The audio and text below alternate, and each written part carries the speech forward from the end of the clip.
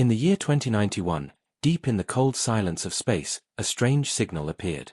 It was not a normal radio wave or a digital message. It was something else, something old. The signal carried sounds and symbols no one had ever seen. Every machine tried to decode it, supercomputers, quantum translators, even the newest AI language cores, but all failed. The message repeated again and again, whispering the same strange line, "We wait where words were born." Scientists around the world grew nervous. The message was not from Earth, or at least, not from any human source they knew. Governments sent teams of experts to study it, but nothing worked. The best machines could not understand even one symbol. Some said it was alien. Some said it was fake. But one quiet woman sitting in her small house far away from the noise of the world looked at the screen and froze. Her name was Elara Venn. She was not a scientist, not a soldier, not anyone important. She was a school teacher who lived alone in a small coastal town. Yet when she saw the strange pattern of symbols on the news, she whispered to herself, "I know this." The moment she said it, she felt cold air fill the room. Something inside her recognized those shapes, those lines. They were not random. They were familiar, like a song she had once known but forgotten. She turned off the TV and sat still. Her heart beat faster. Where had she seen them before? Then she remembered. Her grandmother. Years ago, her grandmother had kept a small leather diary. Elara remembered how she was never allowed to read it. Her grandmother used to say it was written in the first tongue. Elara never understood what that meant. But now, looking at those same shapes on her screen, she knew. It was the same writing. The same impossible symbols from that forbidden diary. She rushed to her attic, dust flying around her as she opened old boxes. After minutes of searching, she found it, the old diary, its pages yellow and fragile, tied with a red thread. Her hands shook as she untied it and opened the first page. There they were. The same symbols. The same lines. The same impossible language that had just arrived from deep space. She sat down and stared at it for hours. When she traced her finger over one of the lines, the ink shimmered faintly. It was not normal ink. It almost seemed alive. The letters looked like they were breathing. Her chest grew heavy with confusion and fear. Why would her grandmother have written something that matched an alien signal? That night, Elara couldn't sleep. She kept thinking about the message, "We wait where words were born." What did it mean? Was it a warning? A call? Or something else? Her small house was silent, but she could hear the faint humming of her old computer in the corner. The next morning, she decided to test something. She scanned one page of the diary and uploaded it to her computer. The screen blinked twice, then froze. The system couldn't read it. The file corrupted instantly. She tried again. The same thing happened. Her computer crashed completely. But just before it shut down, a line appeared on the screen. A single line of text. It said, "Do not let the machines speak for you." Elara's eyes widened. She had not typed that. The words came on their own. She turned off the power and stared at the blank screen. What was happening? The more she tried to understand, the less sense it made. Later that evening, she went outside for some air. The sky was dark, the sea calm. Far above, the stars seemed to flicker strangely, as if blinking in a rhythm. She felt something old, stirring inside her mind. Like a forgotten memory trying to come back. As she looked up, she whispered one of the symbols aloud, sounding it out slowly from the diary. The air around her trembled. The lights in her house flickered. The signal from space changed at that exact moment. Across the world, scientists were confused. The unknown message that had been repeating for weeks suddenly shifted. The pattern became clearer, sharper, and somehow, human. Yet every machine still failed to translate it. But one researcher noticed something shocking. The frequency of the new signal was the same as a local transmission near Elara's small town. Elara returned inside and sat at her desk. The diary was open, glowing faintly in the dark. She felt a strange pull toward the words, as if they were calling to her. For a moment, she hesitated. Then she whispered again, "I know you." The diary pulsed with light. Her computer, though turned off, came alive by itself. The screen flickered, and a soft female voice filled the room, speaking in the same strange tongue. The voice sounded old, gentle, and familiar. Ilara froze. She knew that voice. It was her grandmother's. The voice spoke again, slowly this time, and the symbols on the screen rearranged into English letters. They formed a single sentence. "You have been found." Ilara stepped back, trembling. The diary stopped glowing. The computer shut off completely, and the room went dark. Only the echo of that voice remained in her mind. Somewhere far away, the strange signal stopped broadcasting. Every machine across the world went silent. The scientists didn't know why. But one thing was clear, the message was no longer coming from space. It was now coming from Earth. From Ilara's home. Ilara barely slept that night. The sound of her grandmother's voice still echoed in her mind like a whisper carried through time. She kept seeing the glowing diary on her desk, the words alive under her fingertips. When morning came, she sat silently with a cup of cold coffee, staring at the closed book. Outside, the sea waves crashed against the rocks, but she barely noticed. Her thoughts spun in circles. What did "you have been found" mean? Found by whom? Or by what? She opened the diary again and started to read more carefully. The handwriting was strange, a mix of symbols and faint English notes written along the sides. Her grandmother's old name, Dr. Mireille Venn, was signed on the first page along with a faded stamp, property of Project Echo Tongue. Ilara had never heard of it before. She typed the words into her computer, but nothing came up. It was as if the project had never existed. That made her more curious. She began flipping through the pages. Some symbols glowed faintly when her fingers brushed them. Others stayed cold and dark. At the end of one page, she noticed a small note written in shaky handwriting, "Words remember. Machines forget." She didn't understand it, but it sent chills down her spine. She decided to test something. She took out a notebook and started copying a few symbols by hand. The moment she finished the last one, the air around her grew heavy. Her lights flickered again. A soft hum filled the room, coming from nowhere. The same female voice whispered faintly, almost as if it came from the walls, "Do not stop." Ilara's hand froze. She looked around, heart racing. The sound faded as quickly as it appeared. Her pulse was loud in her ears. She stared at the symbols she had drawn. They shimmered for a moment, then turned still. She felt a pull, as if they were trying to speak through her. The voice of reason told her to burn the book, throw it away, forget everything. But curiosity was stronger. She could feel that this was not just an alien code. It was something deeply human. Later that day, Ilara visited the town library, hoping to find any mention of Project Echo Tongue. The old librarian shook his head. "Never heard of it," he said. "But your grandmother was a smart lady. She used to talk about some secret work during her youth. Said she was part of a government experiment about communication." That word, communication, echoed in Ilara's mind. Maybe it wasn't an alien message after all. Maybe it was a forgotten human language. When she returned home, the diary was open even though she had closed it before leaving. On the page was a new sentence written in her grandmother's handwriting, "The language remembers who speaks it." Ilara whispered softly, "What are you?"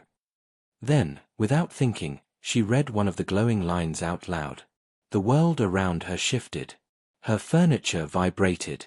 The old radio on her shelf turned on by itself, crackling with static. Through the static, the same deep space signal began to play, but this time the voice was clearer, closer. It sounded almost human. She grabbed her phone and recorded it. When she replayed the recording, she noticed something strange. The voice on the recording was hers. She dropped the phone in shock. The realization hit her, somehow, by reading those words, she had become part of the signal. Across the world, scientists noticed a new pattern in the message. It had changed again, now containing clear tones similar to human speech. A group of government agents working in a hidden research center known as Project Astra immediately traced the origin. It pointed not to space, but to a small town by the sea. To Ilara. That night, as rain hit her windows, she heard a knock on her door. Two people stood outside in black coats. One introduced himself as Agent Corin from Project Astra. He showed her a badge and said, "Miss Venn, We believe you may be able to help us. Ilara hesitated, unsure whether to trust them. But when they showed her the data, waveforms that matched her voice perfectly, she knew this was beyond her control. They asked her to come with them to their research base. She agreed, though fear twisted in her stomach. The journey was long, the sky grey. The car windows were darkened, and the agents didn't speak much. When they arrived, she saw massive satellite dishes pointed toward the sky and guards everywhere. Inside the facility, screens displayed the strange signal looping endlessly. Scientists worked silently, their faces tense. One of them, a woman named Dr. Lian, looked up and said, "You're the one who made it change." Ilara didn't know how to answer. They led her into a large chamber at the center of the base. There, behind thick glass walls, floated a black sphere almost 3 meters wide. Its surface was covered in the same glowing symbols from the diary. The sphere pulsed softly like a heartbeat. Ilara felt drawn to it immediately. "We found it in orbit around Saturn," Dr. Lian explained. "It emits the same signal we've been hearing for months. But now that you've spoken the language, it's reacting. It knows you." Ilara stared at the sphere, her breath catching in her throat. It was beautiful and terrifying at the same time. Slowly, she stepped closer to the glass. The symbols on the sphere began to move, rearranging themselves. The room filled with a low hum that made the floor tremble. The scientists shouted in panic, checking their monitors. Then, without warning, the sphere started to glow brighter. The lights in the room flickered. Everyone stepped back except Ilara. She couldn't move. She felt something in her chest, like a memory being unlocked. The hum grew louder, until suddenly, a voice filled the air. It spoke in the same ancient language, but the tone was familiar, warm. Ilara's heart froze. It was her grandmother's voice again.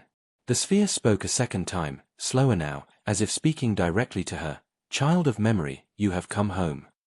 The room went silent. The scientists stared in shock. Ilara felt tears in her eyes. She whispered softly, "Grandmother."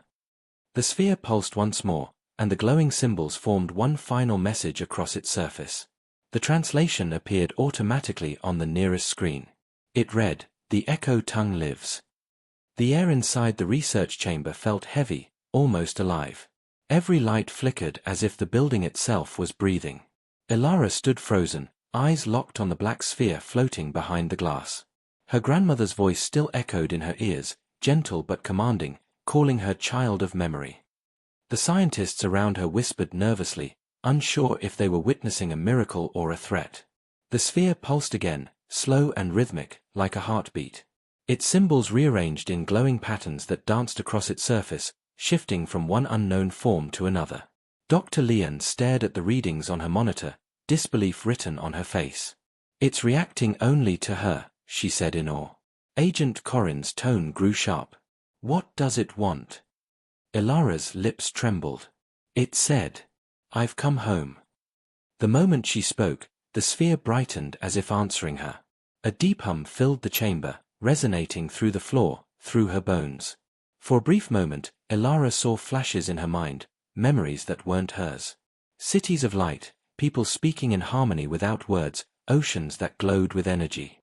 Then it was gone. She gasped and fell to her knees. Dr. Lian rushed to her side, helping her stand. "Ilara, what did you see?" she asked. Ilara shook her head. "It wasn't a vision. It was a memory, but not mine." The sphere grew silent again, its glow fading until it hovered quietly in the dark. A technician whispered, "It's gone dormant." But Ilara knew better. It wasn't gone. It was waiting. Over the next few hours, the scientists ran endless tests, trying to communicate with the sphere through signals, light pulses, and sound frequencies. Nothing worked. The only time it reacted was when Ilara spoke. She sat in front of the glass window, watching it. Her reflection stared back, pale and tired, eyes heavy from sleepless nights. Finally, she whispered softly, "Why me?" The symbols flared alive once more, forming new patterns across its surface. The translation software stuttered, then displayed 3 words, "You remember us." Ilara's heart raced. "Remember you. But I don't." Before she could finish, another flash hit her mind.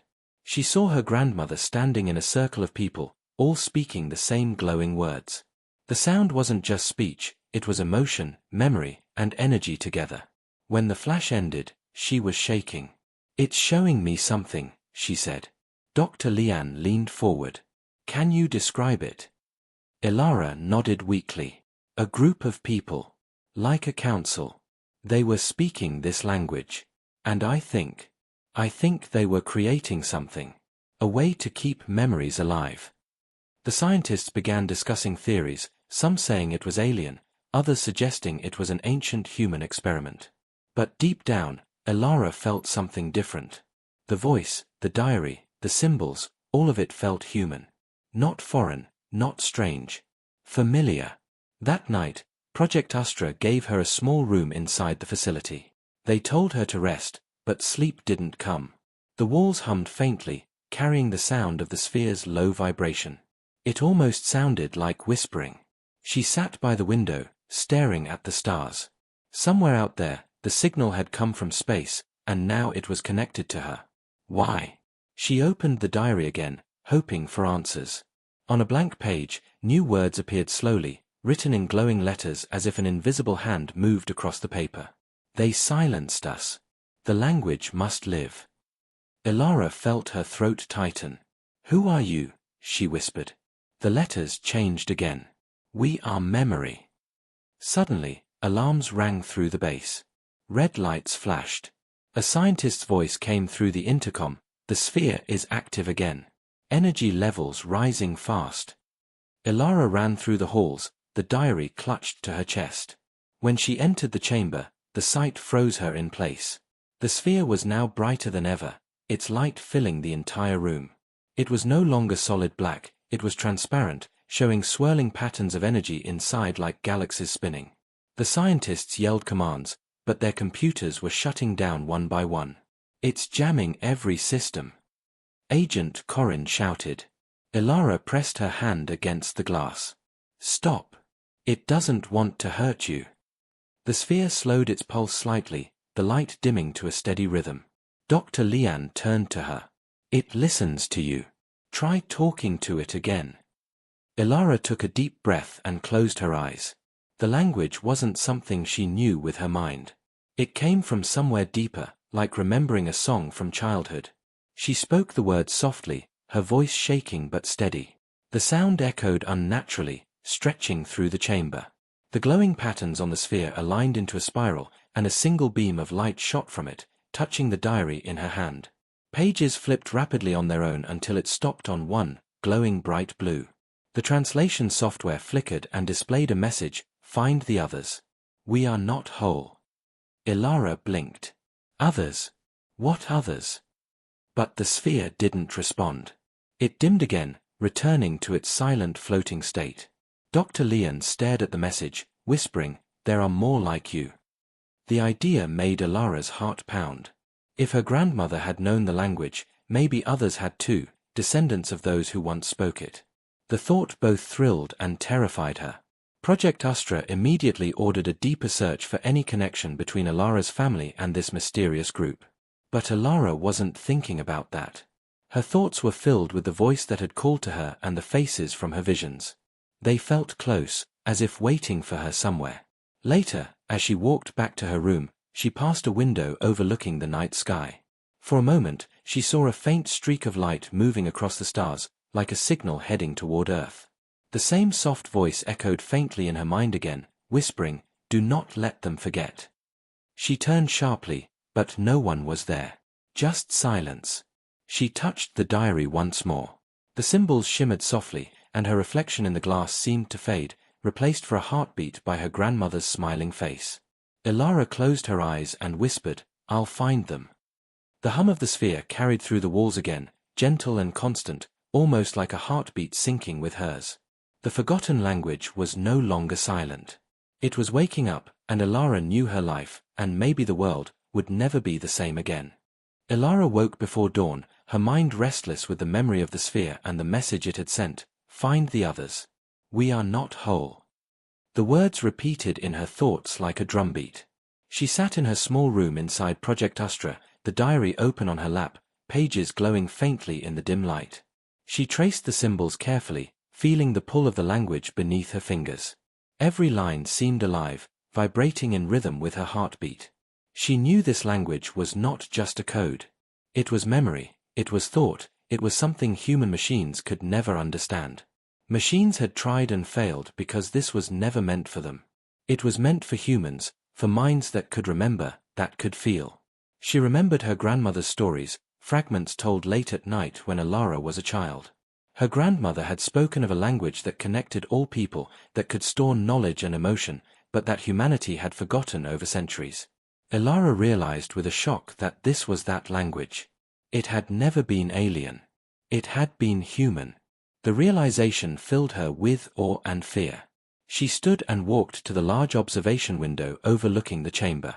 The sphere floated silently, its black surface pulsing gently, a heartbeat in the quiet room.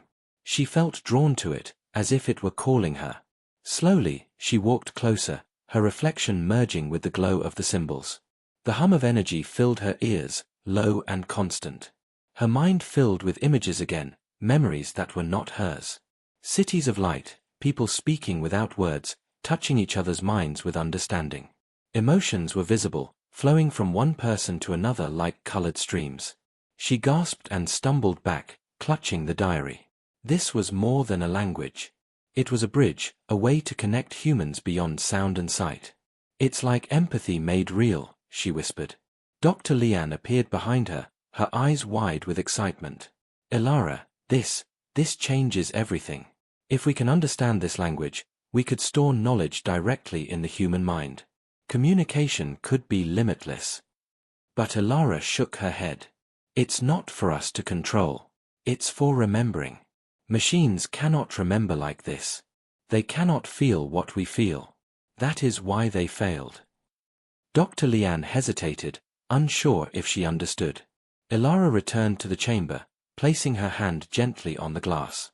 The sphere pulsed brighter, almost as if recognizing her touch. She spoke softly, the words flowing from deep inside, not from memory but from instinct. The symbols on the sphere shifted and danced, forming patterns that resembled the shapes in the diary. The language flowed into her mind, bringing flashes of other people. She saw faces she had never met, individuals speaking the same tongue in distant lands. They were like her, descendants of those who had known the language, connected through time. Suddenly, the sphere emitted a strong pulse of light. The glass walls of the chamber vibrated, and the scientists stepped back in alarm. Alara held her ground, eyes closed, listening to the whispers that filled her mind. "We are waiting," the voices said. "We need you." Her heart pounded. These were the others. The people she needed to find. The memory of the language was not just in her grandmother, it was alive in others, scattered across the world. They were hidden, like pieces of a puzzle waiting to be assembled. Alara opened her eyes and looked at Dr. Lian. "We need to find them. If the language is whole, it can awaken more than just me. It can awaken all of us." The scientist nodded, excitement and fear in her eyes. "We can start with genetic records, historical archives. There must be traces." Alara's thoughts went further. "It's more than that. These people will feel it in dreams, in memories that are not theirs. They will know when they are ready." The sphere pulsed again, a steady rhythm that matched the pace of her own heartbeat. It seemed to respond to her emotions, her determination. The room was quiet, save for the hum of energy flowing from the floating object. For the first time, Alara understood the true purpose of the language. It had been created to preserve human memory, human connection, and human emotion. When humanity turned to machines, it had been forgotten. But it had never truly vanished. Now, it had found her. The thought made her shiver. That night, she tried to sleep, but the whispers followed her into dreams. Faces appeared in her mind, shadows of people speaking the language, sending her messages in emotion and memory. One dream stood out, a boy, perhaps 10 years old, laughing in a field of glowing symbols. He looked at her and said simply, "We are waiting." She woke with a start, the diary clutched to her chest. She realized that finding the others would not be easy. They were scattered, hidden in ordinary lives, unaware of their abilities. Some might be afraid, Some might reject it, but they were essential. The sphere was only the beginning. The language needed human voices to awaken fully. The next morning, Project Astra began research in earnest. They gathered archives, looking for any trace of Project Echo Tongue. Ilara guided them, but she knew it was not enough. Machines could only go so far. Only a human could recognize the patterns, understand the subtle memories encoded in the symbols. She spent hours speaking to the sphere, her words flowing instinctively.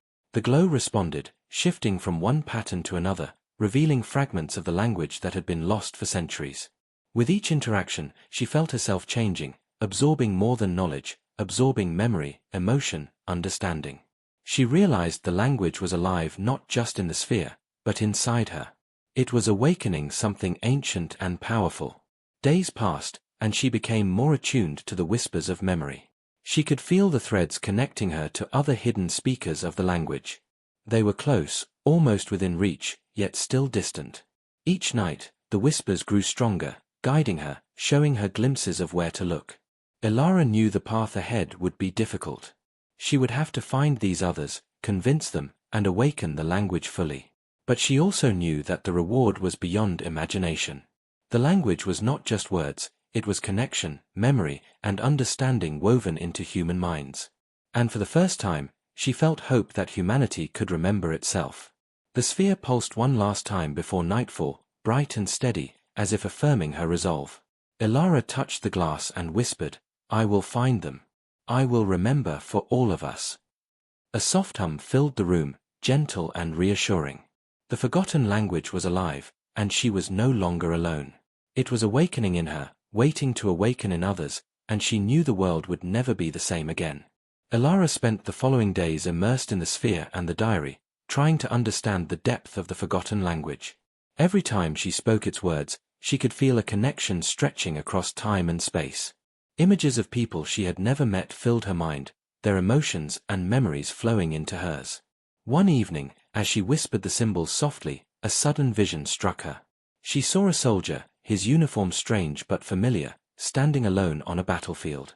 He was shouting commands, but the sounds were replaced with symbols and colors she could feel instead of hear. Then a child appeared, laughing in a garden filled with glowing letters floating like fireflies. Her heart skipped. The symbols from the diary were embedded in their surroundings, and they seemed unaware of it. Lastly, she saw a blind musician, fingers gliding over an invisible keyboard, producing music that made symbols rise into the air like living light. Each person was speaking the same language without knowing it, their minds attuned to the forgotten tongue. Ilara realized that these people were the others, the ones the sphere had called her to find. She felt their presence clearly, as if they were just beyond reach, waiting for her recognition to awaken them fully. Project Astra's scientists watched in awe as she described her visions. They could not understand how she could see such things, but the data on their monitors supported her words. Energy patterns from the sphere were connecting with something beyond the lab, beyond Earth even. Ilara knew she had to locate these people, but she also understood that machines could not guide her. They could not sense memory, emotion, or the subtle echoes of the language that flowed through human minds. Only she could. She asked the scientists for access to global records, old genealogies, and travel documents. They hesitated, but Agent Corrin finally agreed. "We don't fully understand this, but if anyone can find them, it's you," he said. Ilara spent hours scanning through records, looking for patterns in the lives of people who might carry traces of the language. Then, one day, she felt it, a subtle pull, a tug at her mind like a thread being tugged from afar. She closed her eyes, and there they were, the first connection, the soldier. His memories flowed into hers briefly, scenes of courage, fear, and duty. His name appeared in her mind, Tarin Holt. She recorded every detail, every emotion, every symbol that appeared with him. Next came the child, a small girl named Lena Saren. Her laughter was like music, and when Ilara reached out with the language, Lena's memories of joy and curiosity wove into her own. Then, the blind musician, Joran Miles, whose touch on invisible keys released symbols into the air. His emotions were strong, pure, and resonated deeply with the language.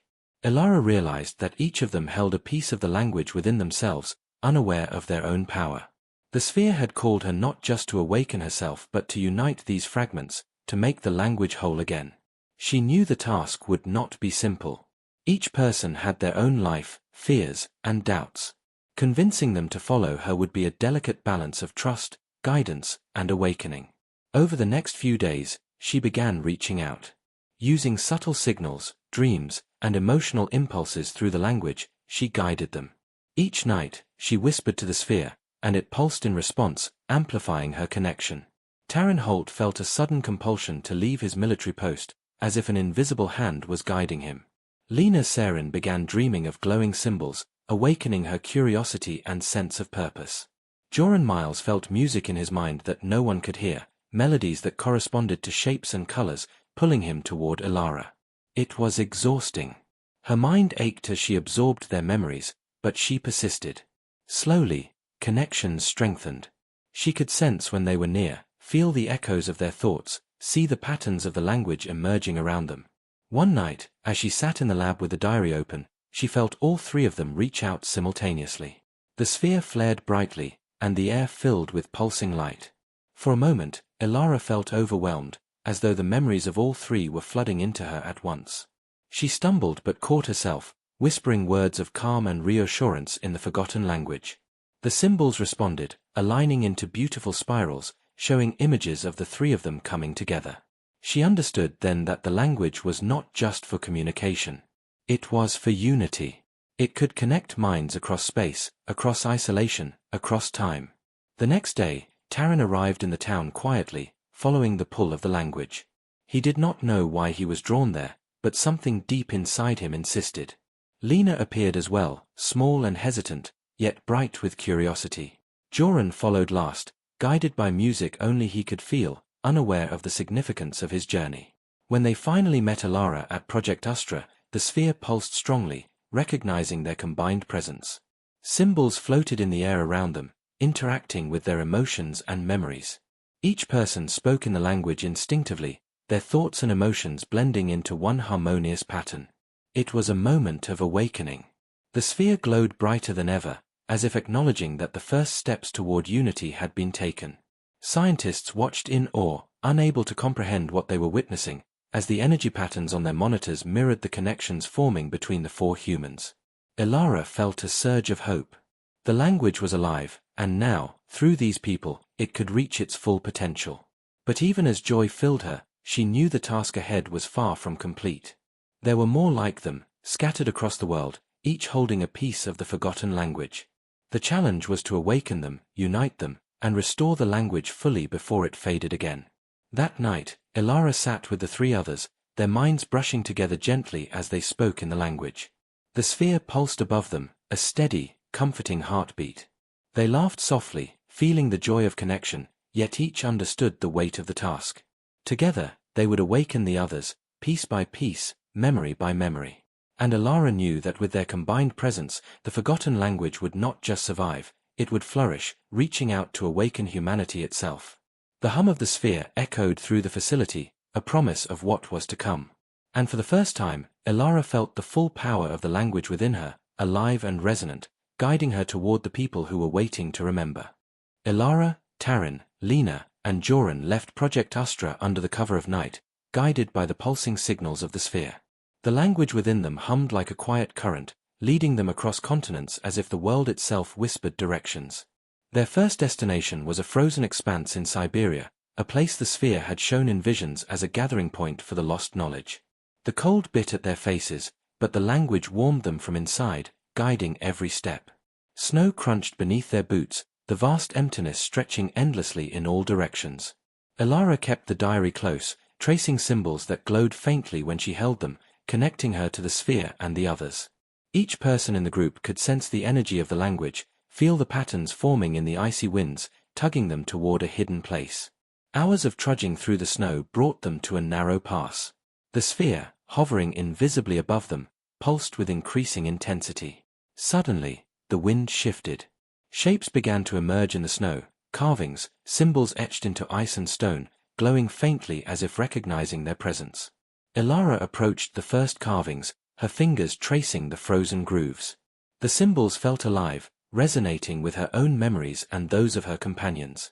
It was clear that the language had left a mark here long ago, waiting for someone who could understand. As they moved deeper into the cave, the carvings multiplied, covering walls and ceilings, glowing brighter with each step. The air hummed, vibrating with energy that made their hearts race. It was as if the entire cavern was a living record of memory, of the language itself. Elara's hand hovered over a spiral of symbols, and suddenly, the symbols shifted, revealing a pattern that led them forward. Taryn, Lena, and Joran followed instinctively, drawn by the unseen thread of connection the language provided.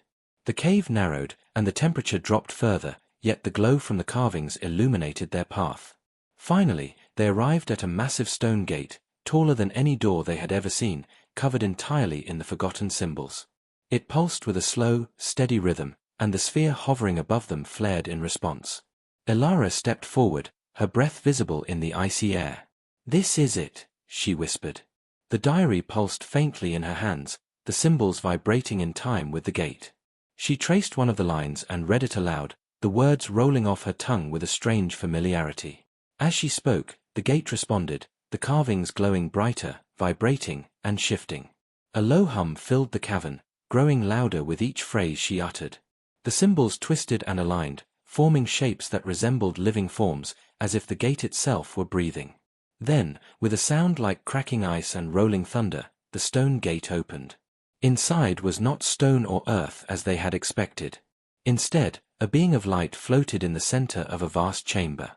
Its form shifted constantly, patterns of symbols flowing across its surface like liquid energy. Elara froze, her heart pounding. The being was immense, radiant, and yet somehow gentle. It pulsed in response to the language they spoke, and for a moment, it seemed to recognize each of them individually. The sphere followed them into the chamber, hovering near the being of light, its glow intertwining with the patterns on the entity. Elara stepped forward cautiously, holding the diary out as if to present it. The being responded, a voice resonating in her mind rather than her ears, speaking in the forgotten language.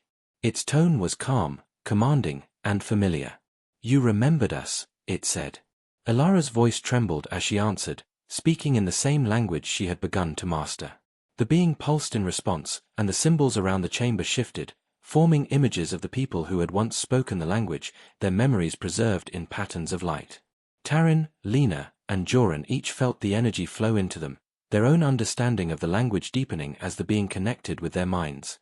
The being revealed to them the truth of the language. It had been created by humans long ago to preserve memory, emotion, and knowledge across generations. But when humanity turned to machines, the language was nearly forgotten. The being had waited in isolation, hidden in the frozen chamber, until someone capable of understanding appeared. Elara realized that the sphere and the being were linked, part of the same consciousness, and that their mission was not just discovery but awakening. The language needed human voices, human emotion, to flourish again. She could feel the memories of countless generations flowing through the chamber, some joyous, some sorrowful, all preserved in the patterns of light. The being pulsed once more, and a low vibration filled the air. It spoke again in the language, showing them visions of people scattered across the world who carried fragments of the language. These were the others they had to awaken, people whose minds held pieces of the forgotten tongue, waiting to be united. The realization settled over Elara and her companions. They were the first step, the initial spark. Without them, the language would remain dormant, fading once more. But with their guidance, it could awaken fully, connecting humans in a way no machine ever could. The being extended an intangible gesture, as if offering them a choice. It did not force them but invited them to take part in the restoration. Elara stepped forward, her heart resolute. She understood that this was not just about memory or knowledge. It was about humanity itself, preserving what made them human, emotion, connection, and understanding. She spoke clearly in the language, her words harmonizing with the being's energy. The patterns in the chamber shifted, brightening, dancing around them. Taryn, Lena, and Joran joined her, each contributing their own voice and memory, completing the harmony. The being of light pulsed more brightly, and for a moment, all four felt as if they were part of something far greater than themselves. They were not alone. The language flowed through them, through the sphere, through the being. It was alive. Elara understood that this was only the beginning. The journey to find the remaining speakers, to unite the fragments of the language, would be long and difficult. Yet she felt hope, courage, and certainty for the first time. The being of light pulsed one final time, sending a wave of energy that washed over them, embedding the language deeper into their minds. The frozen chamber, the carvings, the gate, all of it had prepared them for this moment. As they stood together, the sphere hovering above and the being of light before them, Elara knew the path was clear. They would awaken the others, piece together the forgotten language, and bring it back into the world. The language was alive, waiting, and through them, it would finally remember.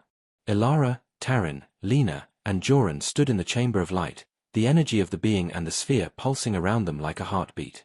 The symbols of the forgotten language danced in the air, illuminating their faces and reflecting in their wide, awed eyes. The being's voice resonated in their minds, calm and patient, conveying thoughts and emotions rather than sound. "You have awakened the memory," it said, "but there is more to understand." The language was created to connect all human minds, to share memory, thought, and feeling. But when humans turned to machines, they forgot how to listen. "You are the bridge." Elara felt a chill run down her spine.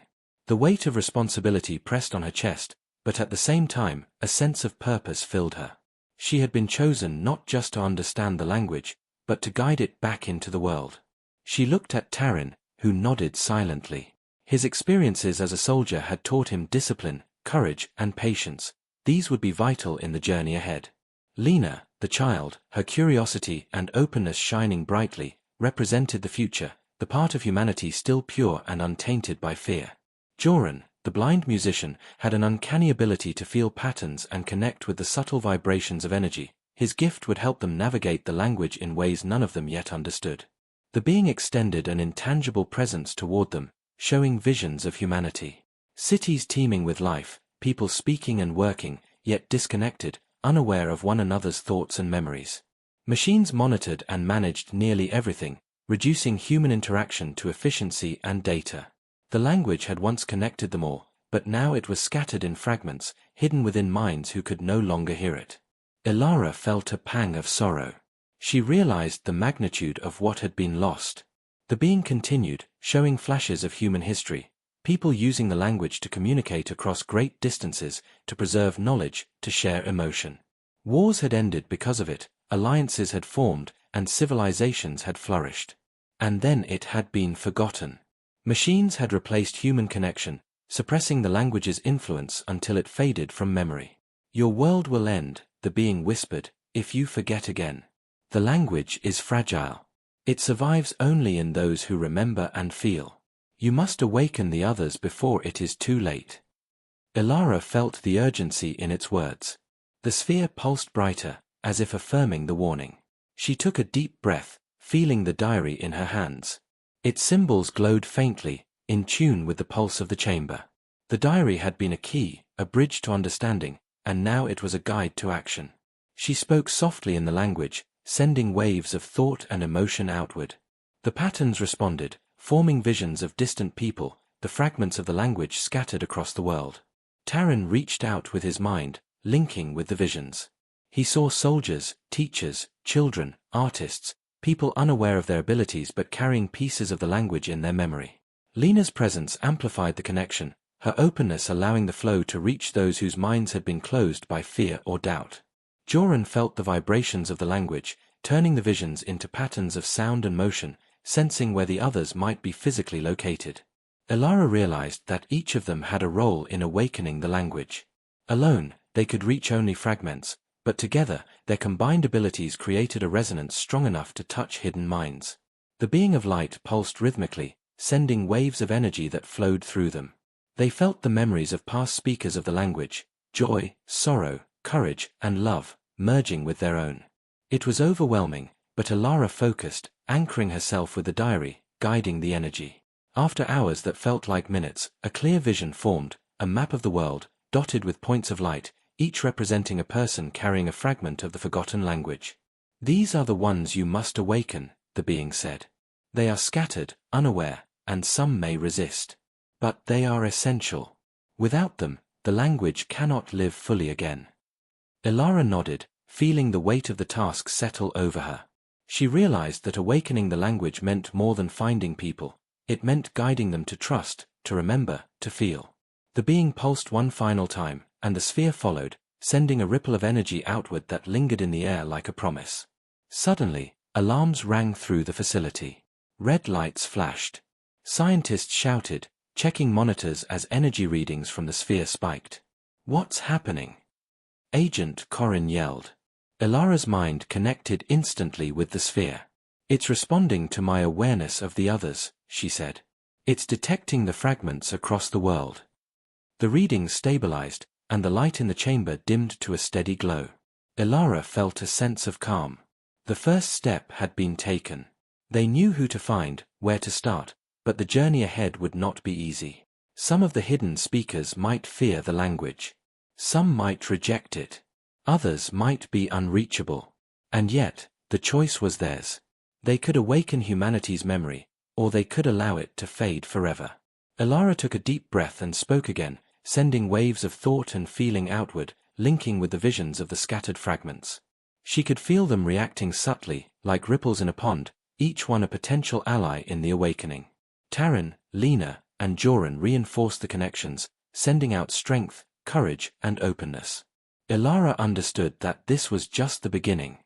The being of light, the sphere, and the diary were guides, but the real work was hers and her companions. They would have to travel, communicate, and awaken these fragments, carefully and deliberately. Each mind they reached would strengthen the language, building it toward unity and resilience. As night fell, Ilara stood in the center of the chamber, looking at the sphere and the being of light. The language pulsed gently, a living presence, humming with potential. She felt hope, determination, and fear all at once. She knew the path ahead would test them in ways they could not yet imagine. But she also knew that with courage, patience, and trust in each other, they could awaken the language fully. Humanity could remember itself again. And Ilara, carrying the memory of her grandmother and the wisdom of the sphere, was ready to lead the way. The chamber pulsed softly as she whispered one final thought to the being, "We will not forget." The sphere's light flared in acknowledgement, and the symbols shimmered in harmony. The forgotten language was awakening, and through them, it would reach beyond the walls of this chamber, beyond the planet, and into the hearts of all humans willing to remember. Ilara, Taryn, Lena, and Joran left the chamber with a sense of purpose that filled every corner of their minds. The sphere hovered beside them, pulsing softly, a constant reminder of the language they had awakened and the mission that awaited them. Outside, the sky stretched vast and dark, the stars shimmering faintly as if aware of the energy flowing through the group. Ilara held the diary close, feeling the subtle vibrations of the symbols, each one guiding her forward. They had found the first fragments of the language, but the world was vast, and many remained unaware of their own connection. Their journey would take them across continents, through cities and villages, deserts and mountains, wherever the remnants of the language lay hidden. The first step was communication. Ilara realized they could not simply tell people about the language, they had to awaken it gently, through dreams, emotions, and memories that lay dormant. Each fragment had its own resistance, shaped by fear, doubt, or simply the forgetting of generations. Taryn, with his disciplined mind, mapped out strategies. He suggested approaching those whose emotions were strongest, whose memories carried the deepest traces of the language. Lena's insight was different. She suggested they trust intuition, that the language itself would guide them to those ready to hear. Joran contributed through patterns, music, vibrations he could sense even across distances.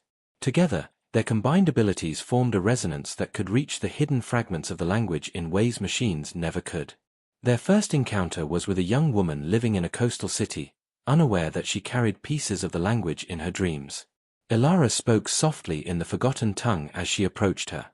At first, the woman recoiled, frightened by the strange sensations and glowing symbols that filled the air around them.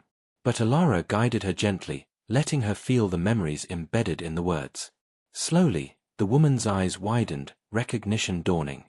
I remember something," she whispered. Her mind opened, and the language flowed through her. The sphere pulsed brighter, acknowledging another awakened fragment. Encouraged, they moved on to find others. Each encounter was unique. Some resisted, some fled, and some accepted with joy. The process was delicate, requiring patience, empathy, and careful guidance. Through it all, the sphere and the diary acted as conduits, amplifying their ability to reach distant minds. Days turned into weeks. Slowly, they gathered fragments of the language across the globe, each person adding strength, clarity, and depth. The patterns of symbols and memory grew, weaving together like threads in an intricate tapestry. The being of light had told them that once enough fragments were awakened, the language would no longer need guidance. It would flow naturally, connecting human minds directly. As the fragments united, Elara felt the language resonating within her, stronger and more vibrant than ever. The whispers of memory became clearer, and she could sense the emotional threads connecting people who had never met. It was a profound experience, connection beyond words, beyond sight, beyond time. The machine-monitored world around them had no comprehension of what was happening. Governments and agencies tried to track the growing energy, but it was subtle, human, and impossible for machines to fully understand. This language belonged to humans, and humans alone. One night, after awakening a particularly resistant fragment, a blind man who had spent years isolated in his village, Elara sat with the group under the stars. The sphere hovered quietly beside them, pulsing gently, reflecting the collective heartbeat of the awakened language. "We've come far," Taran said, exhaustion in his voice. "But there are still so many." Elara nodded, her gaze fixed on the horizon. "Yes, but we've proven it can be done. Each person we awaken makes the next easier. And soon, the language will reach everyone who is ready to hear." Lena smiled softly. "It's like a river. Once it starts flowing, it can't be stopped." Joran, fingers resting on the invisible patterns in the air, added, "And the more people we reach, the stronger it becomes. It will fill the world with memory and connection." Weeks turned into months. The group traveled relentlessly, guided by the whispers and dreams of the fragments. Slowly, the energy of the language grew so strong that it began to manifest beyond them. Symbols appeared faintly in the sky at night, dancing like auroras, unnoticed by those unprepared but visible to the awakened. The sphere pulsed continuously, harmonizing with the growing human network. Machines could detect anomalies but could not decipher meaning. The language was fully human, immune to mechanical understanding. Finally, the day came when enough fragments had been awakened. Elara felt it first, a resonance in her mind, a chorus of memory, emotion, and thought flowing freely.